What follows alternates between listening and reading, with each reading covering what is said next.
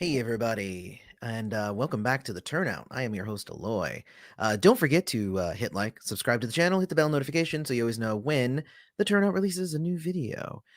Today, I wanted to go ahead and pop on here. We talked about WandaVision last weekend after episode 4, and there were so many questions that we all had.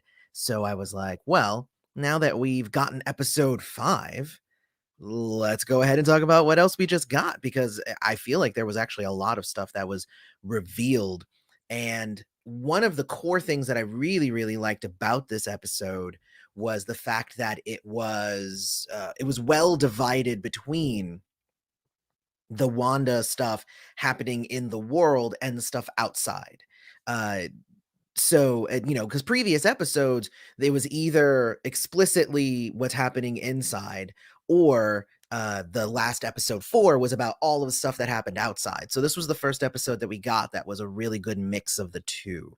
And I wanted to definitely highlight that first, just kind of going into it. But I'm going to give like quick recaps of like each of like the main important things that happened in this episode and kind of go through them. Like I said, last weekend I was on here and I was discussing with Maria Park of Approach the Nerd the first 4 episodes, but I would like to see what other kind of discussion and stuff that we can get about this episode 5. So anybody wants to talk about it in the chat while you're here, feel free. I'm going to go through and just give some of my general notes and I'll answer questions as they pop up in the chat. So I think that the biggest thing the episode starts off with them sort of like trying to lull their kids to sleep because they're still babies and it's really cute. And then Agnes comes over, and Agnes, well, okay, so I guess I should probably slow it down. First off, uh, it's family ties feeling here. And it's so funny because I immediately saw like how the house changed to like that, like dark wood, setting. And I was like, oh, that's so like family ties. And they're all wearing like the what is it called? Oh gosh, I'm forgetting the name, but they're all wearing like lumberjack kind of clothing. Was very, very popular in the early 80s around the time of Family Ties. Anybody hasn't seen Family Ties, that's like the show that made, you know, Michael J. Fox super famous. And Justine Bateman, actually. Don't forget her. And Skippy. But I don't actually, I don't remember Skippy's real name. Anyway, that was also one thing too, is that they would always have that neighbor, Skippy, who would just show up out of the blue. And it was funny because now Agnes kind of did that. But it starts off with them trying to lull their kids to sleep, and Agnes just kind of pops over, and it just sort of happens. She just shows up at exactly the right time, and Vision's like, wait a minute, this right when we say somebody should stop by, that's when somebody stops by. This is a little, I don't know, it's a little too predictable, like a sitcom. And it's interesting because we automatically have our like first kind of break when she says, I'll help out with the kids. And Vision goes, oh, no, it's fine. Maybe you shouldn't. And she goes, but like in my head, Wanda's telling me that I need to do this. But Vision is saying, no, Wanda, should we take that from the top? Are you sure? And it's one of the best things that I really love about WandaVision is the fact that they actually have these really kind of creepy moments of realization in the show, and they are highlighted with a laugh track. And it's interesting because you would think like in normal TV, the laugh track lowers the tension. But in this case, the laugh track actually kind of heightens the tension and it makes it more obvious that something actually is wrong here. So I really, really like how they're utilizing the laugh track to point out when things are not actually working in Wanda's vision for this show. So that was definitely the first one. And then the baby stopped crying, and it's because they aged. They aged up to like 5, 6-ish, probably more like 6-ish, maybe 7-ish. You know what? No, actually, hold on, because my youngest is like 4 right now. Yeah, so they were probably like 7, 8-ish, right? And they age up to that age, which cute age. I mean, the kids were kind of cute. So I mean, I'm not even gonna front. The kids were cute. So but yeah, so the kids actually age up to this right here, and they're awfully cute. It's adorable. And then they find a dog and they try to hide it, and it's interesting because like it's so very much like your classic, uh, sitcom kind of setup, although you have these kids who keep aging, and Wanda's being a little bit more flippant with her magic. And Vision even calls it out and says, like, "What? Wait, I thought the agreement was that you were going to not use your magic because that was the whole that's the premise of the show in his mind." And she's like, "Oh, well, Agnes didn't even notice. Agnes didn't even notice when they aged up from a baby to, to 7 years old." And that's the interesting thing, is that no, no, no. Agnes definitely notices. I think Agnes right now is just such in awe of Wanda's power that she's going along with it. I think what she's trying to do is she's trying to figure out the extent of this power.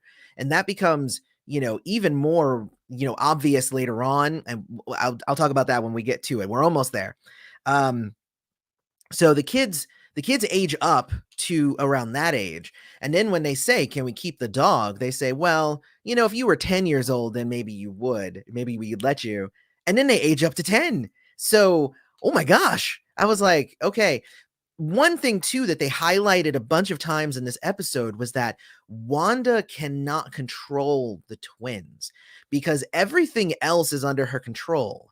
But the twins can do whatever they want. They can age themselves up. Like, they are almost born with the same level of power over controlling the reality of what's happening around them that Wanda has. So that's kind of interesting. Like, when they're babies, she tries to use magic to put them to sleep and it doesn't work.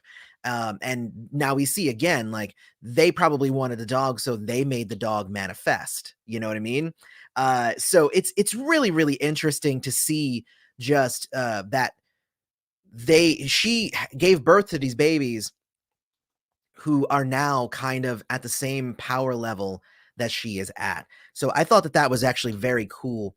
Let's see. So then we see a scene of Vision at work, and we find out later that it's like Wanda kind of orchestrated him going to work, even though it was a Saturday, because he needed to be distracted from what's happening here. And already, just the last 4 episodes, we've already seen that Vision, again, he's got a computer kind of, logical mind, that it's very hard for him to just keep going along with things like this without being suspect. And up till this episode, Wanda has been able to kind of reset things to make it so that he doesn't notice. But this is kind of the episode where that comes to a head. So she sends him off to work, and he ends up kind of going in and unlocking Norm from his prison, his mental prison. And he's like, "Where's my sister?" And she's watching after my dad, and like, "Oh my god, and I can't escape, you have to stop her." And then he kind of puts him back in it because he's like, "I don't know what to do with that." So he comes home, and what we find is that the dog died, which was actually kind of sad. My wife was kind of sadder at that part than anything. Anytime an animal gets hurt. And then Agnes found the animal, and the kids are like, "Well, but why don't you just bring him back? You can do whatever you want, Mom." And she's like, "No, you can't. You can't do that." And Agnes is like, Can you do that?" And then again, it's just like with Agnes, it's so interesting because I feel like she is like 100% scared of what's happening. And I feel like that is also part of the show. We discussed it with Maria last weekend. But a lot of people think that Agnes is Agatha, who is like a big witch and one of like Wanda's mentors. So if we take that theory in here, then the idea that her mentor is literally scared of the level of power that she is exhibiting, that's a big deal. Also, on top of all of that, now let's go ahead and let's talk about stuff that's happening outside.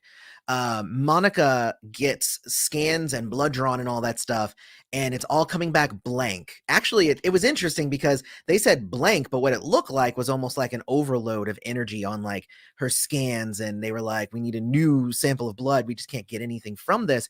And I'm like, well, hold on there though, because we all know that she's gonna become Proton, and that's kind of the weird thing here, is that not Proton, Photon. So she's going to become Photon.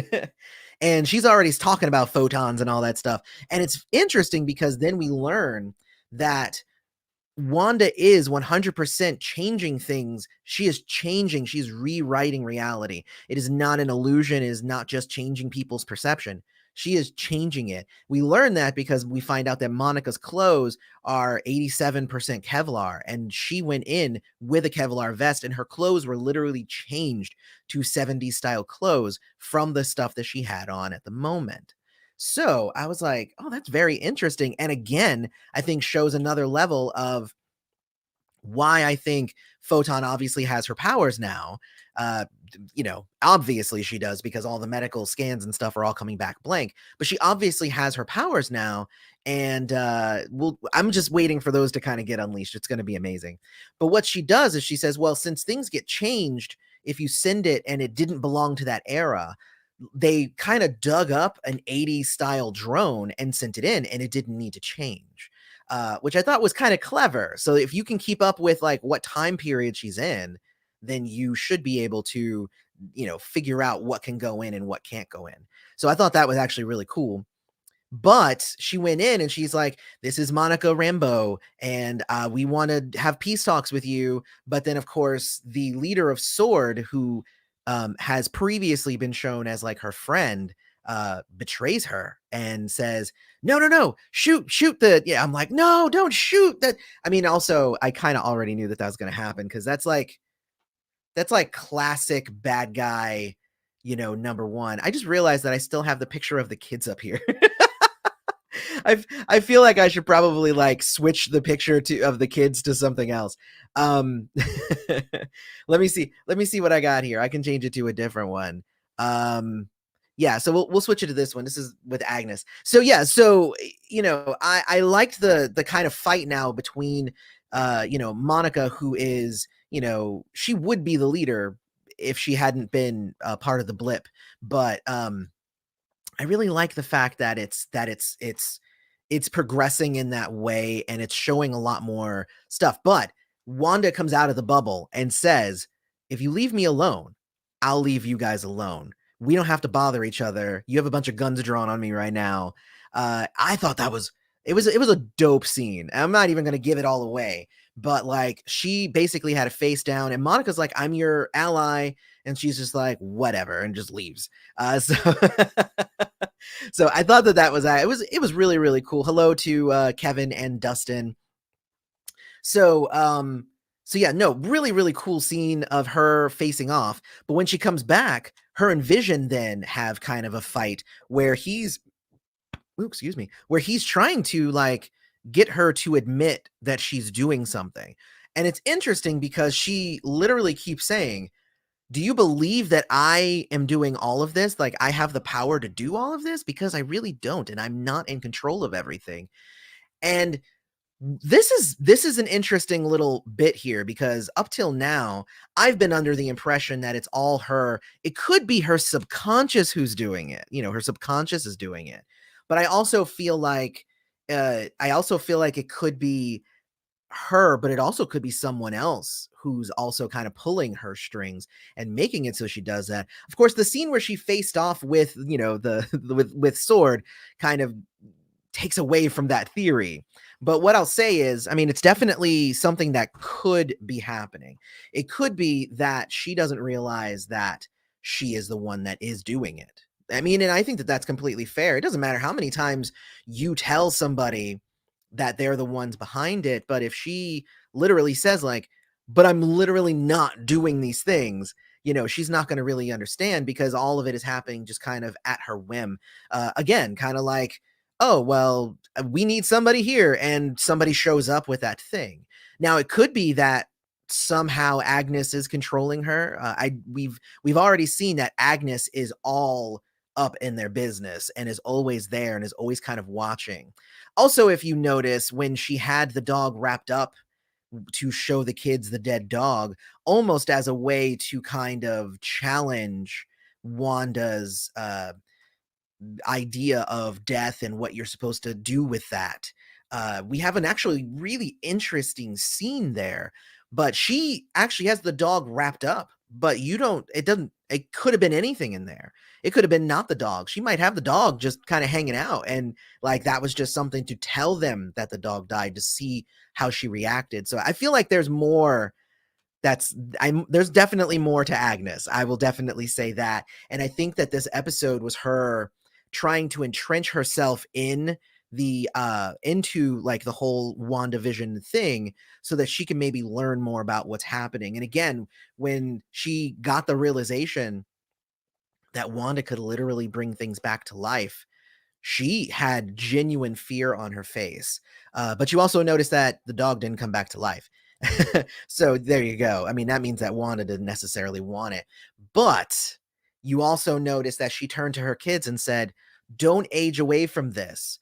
You might have the instinct to run from your grief, but don't do that. That's not how things work. And this now lends credence to the idea that she is not the one entirely behind what's happening. Because what it sounds like to me is that she was grieving, but that she's mostly over it now at this point. I mean, otherwise she would be like, no, you hold on to it and I'll make it happen. And I'm not going to run away from this, all that stuff. She would be like, I'll use my powers and I'll do anything I can.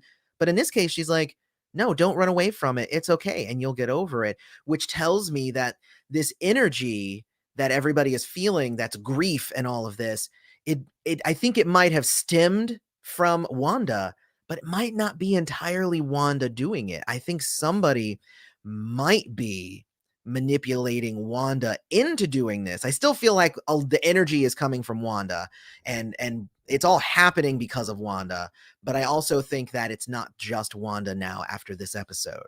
So it'll be interesting to see. I'm really curious to see what happens more with Monica, and I want her to get her powers and whatnot. So, but it was fun hearing them kind of figure things out, her and Darcy and Jimmy, and they were kind of like, well, it could be this, it could be that. That's kind of interesting. But let's go ahead and discuss the giant twist at the end, which is interesting because you guys were trying to bring it up, Madness Arcade specifically. You guys are trying to bring it up in the last episode, but you have to remember, I do not watch trailers or previews for things. And there's a reason for that, and it's because it spoils it for me. I want to be just as surprised. I don't want to know everything going into an experience. I want to be just as surprised as everyone else the first time that I watch it. The reason why, here's the thing. So I started watching the MCU movies with my teenager, and we got up to Thor 3. And we were just watching it, and it was like, okay, a third Thor movie, whatever, Dad, I guess we can watch this one. And I'm like, don't worry, you're gonna really like this one. And we got up to it, and when Thor was getting into the fight, and then the door started, in the fight in the Coliseum, and the door started getting knocked down, and the Hulk came out. And my kid was like, oh my God, it's the Hulk. That's just amazing. Because I know that he really likes the Hulk. And it's like, you know what? I wish I didn't know that the Hulk was going to be in that movie when I went to go see it. I wish that I could have experienced that from the commercials and stuff, I knew the Hulk was going to be in it. It was not a secret if you watch all of the trailers and the commercials and all of that stuff. But he didn't know it because it's not right now it's not being promoted. There's no commercials or trailers for it. And, he got to experience that surprise of the Hulk coming out. And that's kind of why I'm like, I want that to be me all the time. So anyway, so at the end, when Evan Peters shows up as Quicksilver, and again, I know you guys were mentioning it last time, like, I don't think that they should replace the actor who does Pietro. And I'm like, why would they do that? And I'm like, why would they do that? And apparently you guys already knew that it was going to happen. But you know what? I think Evan Peters coming in, and Evan Peters, and even Darcy said it, like, she's like, oh, did she recast Pietro? And I like the idea of her recasting this role of Pietro, but casting it with the other Quicksilver that we as pop culture nerds are used to. So it's still Quicksilver. But also, I think we're going to go into Full House next in the next episode, because he came in and he's essentially Uncle Jesse at this point. So I really, really liked I really, really liked his introduction. I kind of had a feeling that he was coming back. Like they kept kind of hinting at like, you can bring him back and all that stuff. And I was like, are they going to actually go that step, or is it just going to be normal Pietro? But they went with Evan Peters, and I was like, you know what? I got to give it to you. I got to give it to you. I was surprised at the end. So good job, MCU. I literally stay away from this sort of thing. So you definitely got me. But right before he comes in, I do want to just note, Vision says, like, I don't remember anything before Westview. So that was interesting too. That means that even if they were able to bring him back to life, it's not fully him because he doesn't have his memories. So that's kind of interesting. Although we did see that, like, we saw the whole scene of her going and stealing the body and stuff. So that was really cool. So anyway, let me hit some of these chats real quick, because now you guys are, you took a little bit, but you guys actually started showing up. I should probably like set these at specific times, but I just watched the show for a second time and I wanted to come and talk about it. So let's see what it says here. And let me see. I'm a huge fan of Marvel, but the show is. I'm not a huge fan of Marvel, but the show is getting better. I'm sure Marvel heads are ecstatic about it. I think that it's a novel approach to an MCU property that has not been done before, and I think that's a big reason why it's doing as well as it is. Hi, Kevin.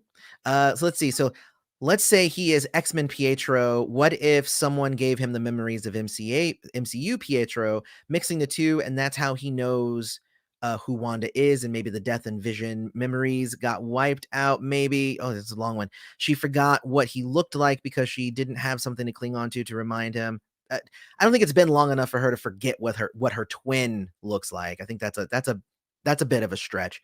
And then what happened? And Wanda didn't recognize him at first. So no, she knows who he is. She's just surprised because, again, he's back, but she did not actively do that. So that's, again, I think that this is something that's happening where I think a lot of this stuff is reflected of her subconscious and the things that she wants and all of that stuff. But I think somebody else might actually be pulling the strings. So bringing Pietro back, but not making it the actual Pietro, it's a different Pietro. That's an interesting take, but she wouldn't do that herself. It feels like somebody else might have done that. So that's interesting. Another idea here is that possibly this show will be the reason that that X-Men show up in the MCU, because we just got one. So that could be. I'm just saying it could be. Let's see. This pretty much confirms all the theory that Wanda is partially in control, someone else pulling the strings. Yes, exactly, Kevin. That's exactly what I'm saying. And so I don't think that she's 100. It's definitely her, but someone else might also be doing it. I don't think it's Agnes. And if it is Agnes, I think it's only to a lesser degree, because Agnes, again, she seemed really surprised and scared when she thought that that Wanda could do stuff with death and all of that stuff. So she looked genuinely scared, not, ooh, I'm a mastermind behind it all scared. So unless she's just a really good actress, and maybe she is. She's got buns of steel, we found. So why not tell Sword what she told Vision? Hold on. If she isn't doing all of it, why is she acting like she is? No. Okay, so that's a good question. She is not acting like she is. She is just acting like the fact that it's now happening, and she's going to do whatever she can to keep it going because she is finally happy there, and she doesn't feel sad there. So it's kind of like if you really wanted a house, and then somebody gave you a house, and then somebody else came and said, well, no, you need to give us this house. You're going to be like, well, this is my house now. Get out of my house. I'm going to defend my house to the end.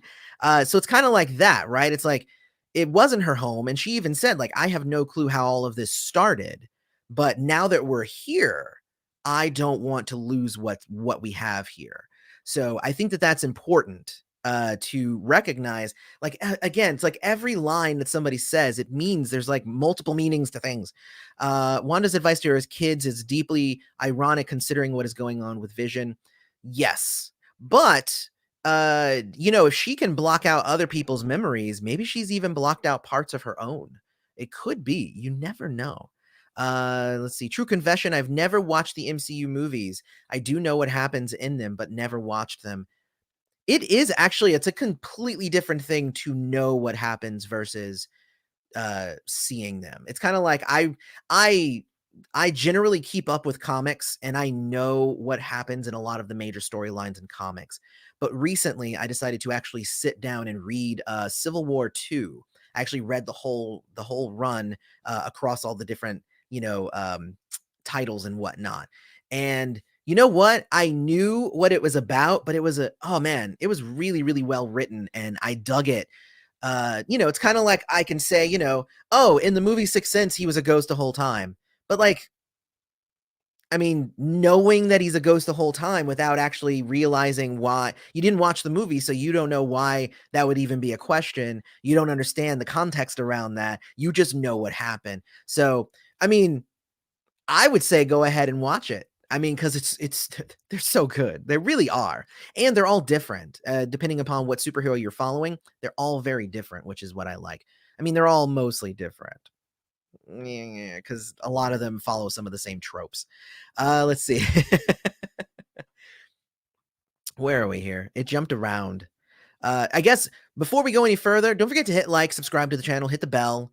If you're here watching it, definitely do that. There's also a join button under there if you want to support the channel. It helps out, but it's not mandatory or anything. We're still small. We are growing though, and that's the best thing. If I was here, a month ago trying to do a live stream, no one would be here. So let's see. Okay, no, this is where I'm at. Let me see. We didn't know 100% true if the rumors were basically guessing. So yeah, and that's the thing. It's like you guys knew even the rumors. I keep myself out of those loops on purpose. I don't think it was Wanda who recast Pietro. That's what I'm saying. I don't think so either. And I think this is how they're going to introduce mutants into it. I think that there's somebody else pulling the strings behind the scene that is going to bring mutants into this show. Let's see if that's true. They reference Full House in the intro. That's actually true, Olden Gordon. It was Full Housey with the pullout and everything at the end with the picnic and stuff. So yes, I will definitely give that to you. I feel though that the set was it was like full on Family Ties. So I think if we're going to move into, let me see, that was the 80s. If we move into the 90s, we could either go into a more larger Full House feel, or possibly maybe Roseanne. My wife's been like, she's been betting on Roseanne coming into the show because their set is very iconic and very big in the 90s. So plus the actor who portrayed Quicksilver in the MCU said he wasn't going to reprise the role. Oh, I did not know that. I did not know that he said he was not going to do that. See, again, I don't keep track of that stuff. Maybe it's X-Men's Pietro. Maybe they mixed up both versions of the character into one body. Yeah, I mean, I think what it is this is honestly the best reason and excuse to start crossing over some of the stuff now that they have access to the X-Men as characters. Why not compromise Sword? Wait, why not compromise Sword could say you keep Vision and the kids and Hex, but just give us everyone else. Well, I mean, but without everyone else, it's not what it is, and then that's not what she wants. Also, if we go with the theory that she's only partially in control, then she might not even realize that thousands of people are there. Because if you watch her stuff, if we watch the episodes, there's literally like 15, like maybe 15, 20 people that are actively under her control. But if there's only 20 or so people showing up on the screen with her, but thousands of people are locked inside of this, where are the rest of those people? Also, you're going to tell me that out of those thousands of people, none of them were children? But Vision even says, why are there no other children here? That means, where did those people go? Right? Like, it's a whole, like, where are those people? That's the question. I'm thinking that accessing the Infinity Stones maybe even just blinked the majority of the people in the town out of existence. Maybe it was like a blip that happened on a very local scale. I mean, there's a lot of different options for what could be happening. Um, but compromise? No, that's not what Wanda's about. I would definitely disagree with that. Honestly, I watched the Marvel cartoons, Iron Man, Spider-Man, X-Men, and Fantastic Four. Yeah. I actually really dug the Fantastic Four cartoon. I just never been able to get into the comics, but the cartoon was good. I also love spoilers. Just you, not me. Marvel Studios president Kevin Feige recently said per Variety that while family sitcoms might seem dated and silly, there's a comfort factor there. Well, yeah, while also noting Lizzie's background with her sisters. Of course, obviously, maybe they won't go full house because obviously she is an Olsen sister, so that might be a bit on the nose. um, and I want to know where the children are, not Wanda's, but the town's. Well, that's what I just said. I know, right? It's like where not only just the children, but where is everyone else in the town? There's only like 20 people if we go from Wanda's point of view. So if there's actually thousands missing, where are those people? Madness Arcade. Thank you guys again for engaging. Like, this is awesome. There are some theories that the children are immune to magic because they are too young to have a lot of trauma and they just ran free. Nah, I don't like that. I don't like that. That doesn't make any sense to me. I don't think that they're immune to magic, but I think that they are immune to Wanda's magic, most likely. She cannot control them the way that that she controls everything else. And that's because they were born there. They were born in this reality, which then gives them like super control over this reality, as far as at least themselves. So the fact that there are creatures here now, I'm calling them creatures. The fact that there are people here now that cannot be affected means, again, I do think that means somebody else is in control. The fact also that they can control things means the idea of other people being in control is not just a completely, idiotic thing to think. So the fact that they can control things means other people can control things. So it's interesting, just the entirety of it all. Now, one thing too that I discussed with Maria last weekend, I'm going to keep referring to her. If you haven't went and subscribed to Approach the Nerd, definitely do. Like, we're channels that we're like similar in size. She does amazing content, so like really she's great. But so here's the other thing though, is that the idea that she had was if they remain babies, then Mephisto is most likely going to be like the big bad of the season and whatnot, because he devoured the babies or something in the comics. I didn't read it. I'm going off of what she said. And she said last week, she said, if they age again, or if they don't, whether they age again or not is going to tell us how likely it is that Mephisto will come in and do things and be part of it, because he devours them as babies in the comics. And I'm like, okay, cool. So I guess we'll see.